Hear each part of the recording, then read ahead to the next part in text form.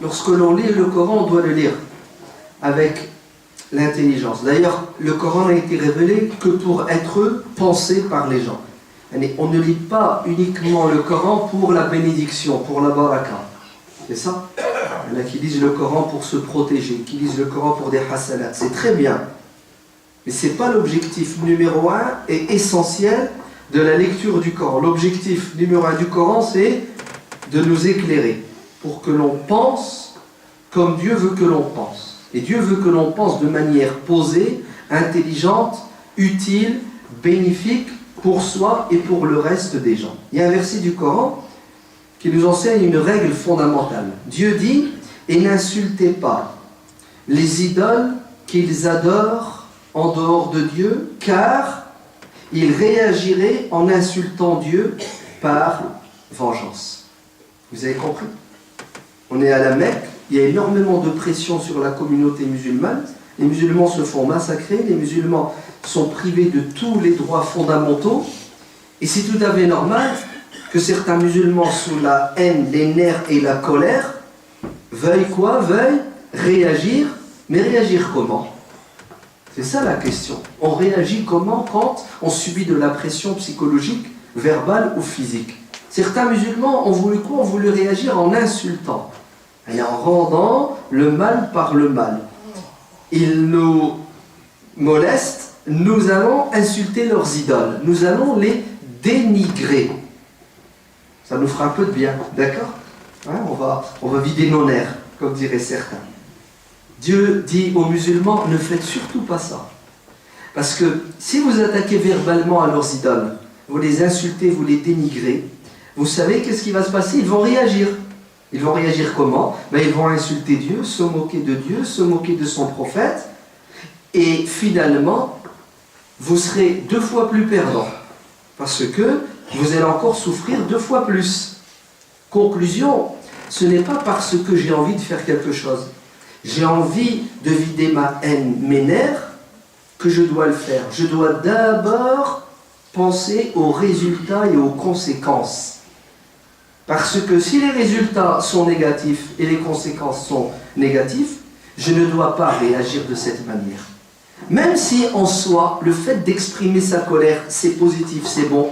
Le fait de dire tout haut qu'on en a marre, ça a des effets bénéfiques, mais les effets négatifs sont plus importants que les effets positifs. Le musulman, il doit toujours avoir à l'esprit une balance, peser le bien et le mal, le positif et le négatif, et il ne doit en aucun cas faire quelque chose qui va lui ramener plus de tort que de bien.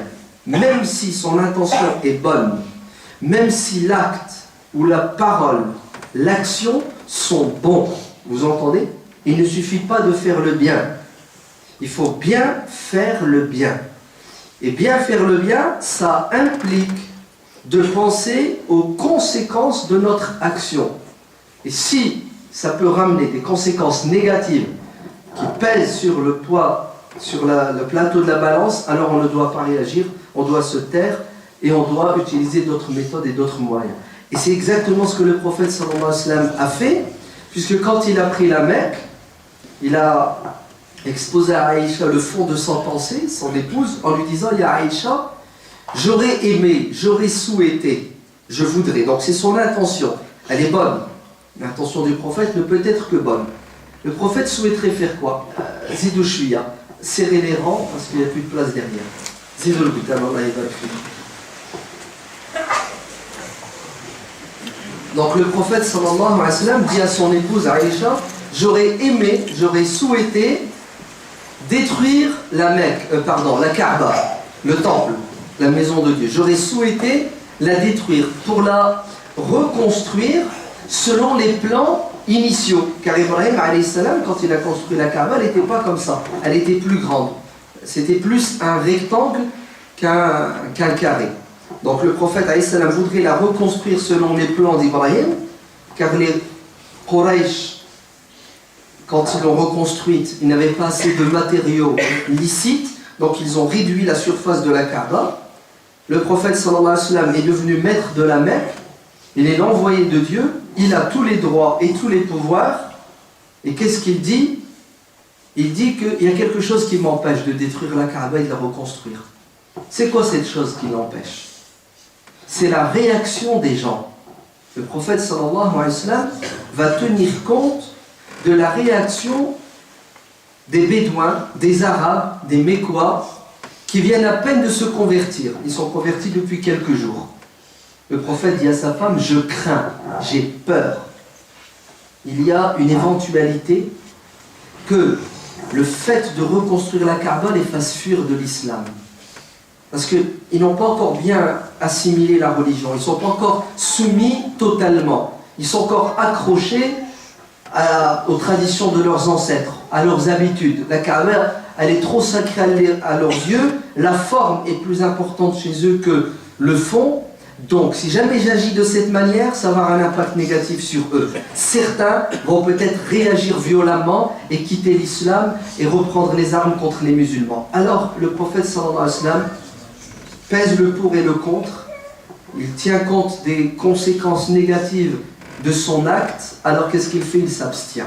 Et il ne détruit pas la Kaaba et il ne la reconstruit pas. Et il la laisse comme ça, même si ce n'est pas la vraie Kaaba, comme Ibrahim l'a construite.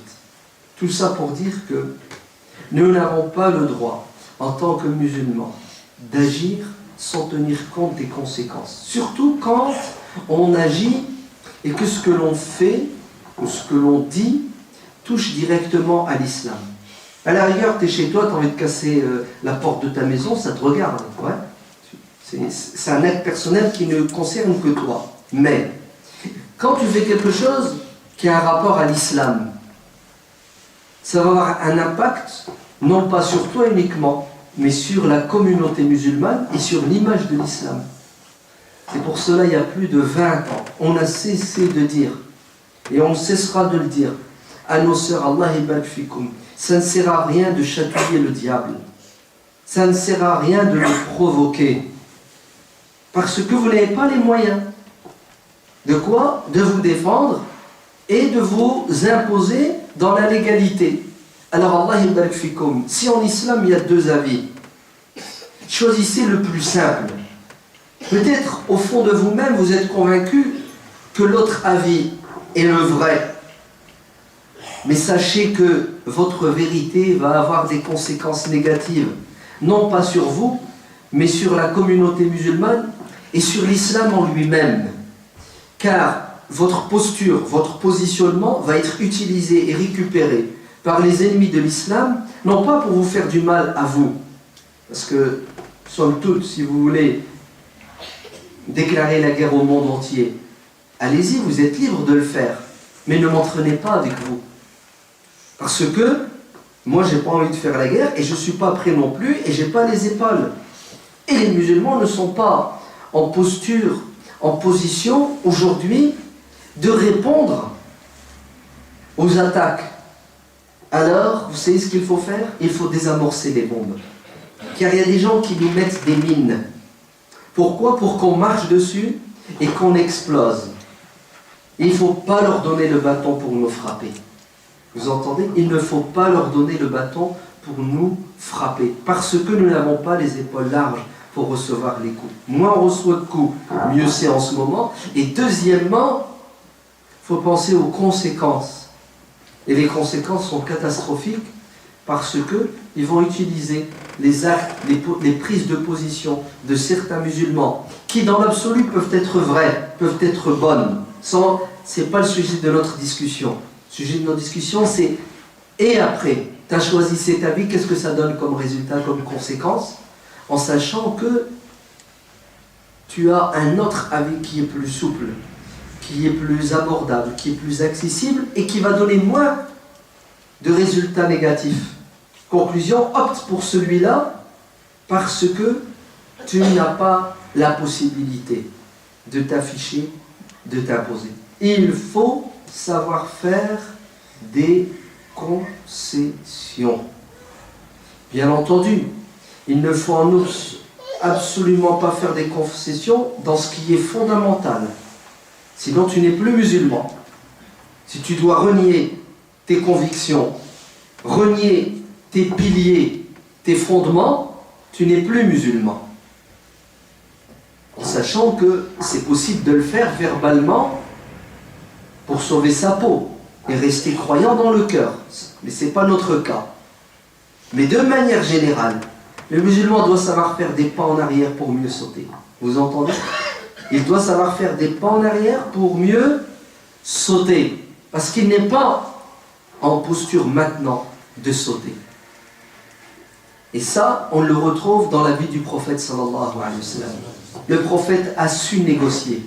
Le prophète a su s'asseoir à la table de négociation avec ses ennemis. Et il a lâché du mot sur ce qui est lâchable. Vous entendez? Il a su faire des pas en arrière sur des choses secondaires. Pourquoi? Parce qu'il vise quelque chose de fondamental, quelque chose d'important. C'est le fameux traité d'Al-Hudaybiyah, où le prophète sallallahu alayhi wa sallam, Sulh al-Hudaybiyah, la trêve de l'Hudaybiyah, où le prophète va accepter de faire des concessions avec ses ennemis. Pourquoi? Pour atteindre un objectif majeur. Vous savez, c'est quoi l'objectif majeur que le prophète visait? C'est on fait la paix. On range nos épées. On arrête de se tirer dessus. Chacun est libre de croire en ce qu'il veut. La liberté d'expression, de circulation est garantie pour tout le monde. C'est tout ce que le prophète sallallahu alayhi wa sallam avait comme objectif dans ce traité. Mais pour atteindre cet objectif majeur, vous savez ce qu'il a fait? Il a cédé. Il a cédé sur 4 choses. Il a accepté de faire 4 pas en arrière. Et vous savez que ce n'est pas passé. Hein? Les compagnons n'ont pas compris. Sauf Abu Bakr radiallahu anhu. Lui, tout de suite, il a capté. Il a capté où le prophète allait. Mais Omar ibn al-Khattab était plein de nerfs. Et Omar ibn al-Khattab est le porte-parole de ceux qui réagissaient et qui ont réagi avec les sentiments. Hein? La colère, la haine. Pourquoi est-ce que on se rabaisse? Hakada, hein? Pourquoi, prophète, on se rabaisse? Anorti ad-daniya. Ad-daniya, c'est se rabaisser. Elle est prophète. On est dans la vérité. Nous avons raison. Ce sont eux qui ont tort. Pourquoi se rabaisse-t-on? Pourquoi est-ce qu'on fait des pas en arrière? Pourquoi est-ce qu'on cède? Vas-y, donne-nous le feu vert. Wallah, on les massacre tous. En fait, dit non, c'est pas l'objectif. Si tu les tues, ils vont aller en enfer. Moi, je veux pas qu'ils aillent en enfer, moi. Moi, je veux faire la paix avec eux, pour m'asseoir avec eux, pour discuter avec eux. Et peut-être que certains, après m'avoir entendu, ils vont devenir musulmans, ils iront au paradis. Ils seront heureux sur terre et dans l'au-delà. Pourquoi vous êtes aveuglés, vous, et vous voulez les envoyer en enfer? C'est de la folie, vous n'avez rien compris au message de l'islam. Vous me suivez? Le prophète sallallahu alayhi wa sallam a fait 4 pas en arrière. Et Omar ibn al-Khattab radiallahu anhu, c'est ce qu'il dira? Il dira: je n'ai cessé depuis ce jour-là de jeûner et de libérer des esclaves pour que Dieu me pardonne. Dieu lui pardonne quoi? Il lui pardonne sa prise de position. Il était contre le prophète alayhi salam. Il n'a pas accepté ce que le prophète a fait. Pour lui, c'était perdre, signer le match perdant avant même de le jouer. Omar, il voulait régler le problème avec quoi? Avec ses muscles. Le prophète sallallahu alayhi wa sallam a réglé le problème avec la sagesse, avec l'intelligence, avec la patience, avec une stratégie. Et c'était quoi sa stratégie? C'était, il y a la majorité des gens, il y a nous, et entre nous, il y a des diables. Des diables invisibles et des diables visibles. Les diables invisibles, vous les connaissez. Les diables visibles, ce sont des êtres humains qui ne veulent pas qu'il y ait de la paix sur terre. Ce sont des êtres humains qui ne veulent pas que le message de l'islam gagne les cœurs des gens. Il y a des êtres humains qui sur terre ne veulent pas que les gens vivent avec leurs différences. Alors moi, prophète, je ne vais pas tomber dans le piège de ces diables. Parce que ça serait malheureux de perdre des millions de gens. Alors je vais quoi? Je vais arrondir les angles. Vous entendez? Je vais arrondir les angles. Je vais faire le dos rond. la tempête va passer, je vais me redresser et je vais travailler non pas en fonction des pressions des diables, je vais travailler en fonction de ma stratégie à moi. Ma stratégie, c'est quoi? C'est de rester musulman, de rester ferme sur mes principes, mes fondements, mon identité. En même temps, savoir être souple, malléable, savoir lâcher du mou quand il faut lâcher du mou. Pourquoi? Pour justement vivre avec le reste de mon peuple dans la paix. En 2 ans, ouvrez bien vos oreilles, entre l'année 6 et l'année 8 de l'Hégire, quand le prophète sallallahu alayhi wa sallam a désamorcé, quand le prophète a déminé le terrain que les shayatines avaient miné en Arabie, en 2 ans, hein, vous entendez? Les gens qui se sont convertis à l'islam ont été 20 fois plus nombreux que les gens qui se sont convertis en 19 années.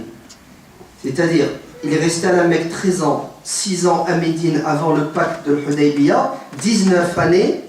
Le nombre de personnes qui se sont converties en 19 années est 20 fois moins important que le nombre de personnes qui se sont converties durant les 2 années où le prophète a fait la paix avec les gens. Vous avez compris? Ils ne veulent pas qu'il y ait de paix. Certaines personnes, ils ne veulent pas. Et à la rigueur, c'est leur travail, les diables. Mais pourquoi les musulmans ne comprennent pas les pièges, ne saisissent pas, ne voient pas les pièges? Vous savez pourquoi? Parce que les musulmans sont aveuglés par la passion. Ils ne sont pas éclairés par l'intelligence. Deuxièmement, parce que les musulmans sont égoïstes. Chacun pense à soi. Ils ne pensent pas à un niveau global, l'intérêt général. On voit pas plus loin que le bout de notre nez. C'est tout à fait normal qu'après, les foudres de Zeus nous tombent dessus et retardent tout et détruisent tout.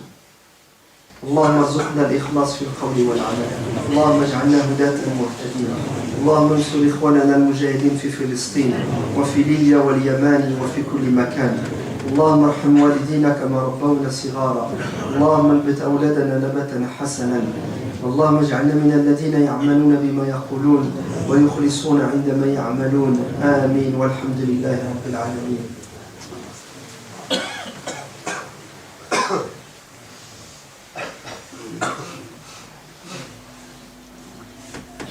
الحمد لله الذي بنعمته تتم الصالحات الحمد لله حمدا كثيرا طيبا مباركا فيه غير مكفي ولا مودع ولا مستغنى عنه ربنا. Ce qui est sûr et certain, c'est que tout musulman qui a un peu de sensibilité vis-à-vis de sa communauté est touché par ce qui se dit et ce qui se passe en ce moment. Certains même sont déstabilisés, ils ne savent plus quoi faire, ils sont perdus. Il faut garder la raison. Vous entendez? Un des pièges essentiels de l'ennemi, c'est justement de nous déstabiliser psychologiquement et physiquement et intellectuellement. Parce que celui qui est déstabilisé, il fait n'importe quoi. Et c'est ce qu'ils veulent. Ils veulent que l'on fasse n'importe quoi. Malaké, le musulman, il a assez de recul, il a surtout assez de lumière. Et la lumière, c'est quoi? C'est le livre de Dieu. D'accord? Allez. وَجَعَلْنَا لَهُ نُورًا يَمْشِي بِهِ بَيْنَ النَّاسِ. Il y a des gens qui sont morts et qui marchent, qui boivent, qui mangent, etc. Et il y en a qui sont vivants, non pas parce qu'ils boivent et ils marchent, non, parce qu'ils ont une lumière que les autres n'ont pas. Et cette lumière, c'est quoi son rôle? Elle lui permet de circuler parmi les gens. C'est une très belle image. Imaginez-vous, vous êtes dans le noir, il y a plein de monde. Vous vous déplacez, vous faites quoi? Vous rentrez, des accidents. Vous tamponnez avec les autres. Et tout d'un coup, vous avez une lumière et vous voyez.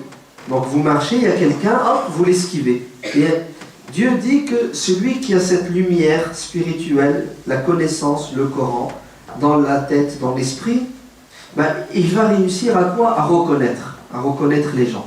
les bons, les moins bons, les mauvais, les très mauvais, les amis, les ennemis. Et en fonction de cette lumière, et en fonction de cette capacité qu'il a de percevoir, qu'est-ce qu'il va faire? Il va s'adapter. Hein? Il va jongler, tout simplement. Et pour vivre sur Terre, il faut savoir jongler. D'accord?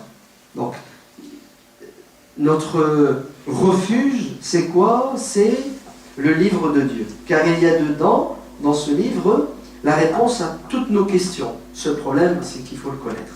Bon, on est là pour ça, Inch'Allah. Ouais.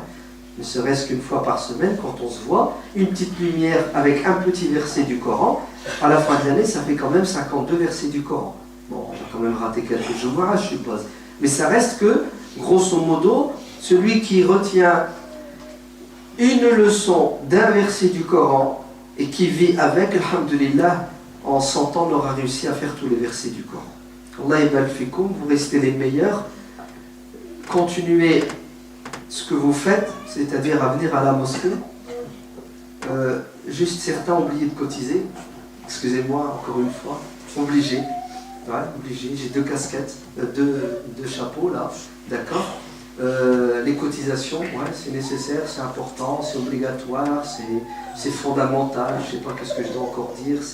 C'est urgent, c'est mortel même. D'accord. Parce que c'est impensable et inimaginable que l'on fréquente la mosquée quand on ne donne pas à la mosquée son dû.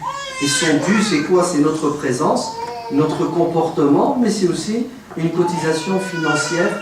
Pourquoi? Pour la bonne gestion des affaires de notre mosquée. Barakallahu fikum. Rabbana atina fid dunya hasanatan wa fil akhirati hasanatan wa qina adhaban nar. Subhana rabbika rabbil izzati amma yasifun wa salamun ala al mursalin walhamdulillahi rabbil alamin.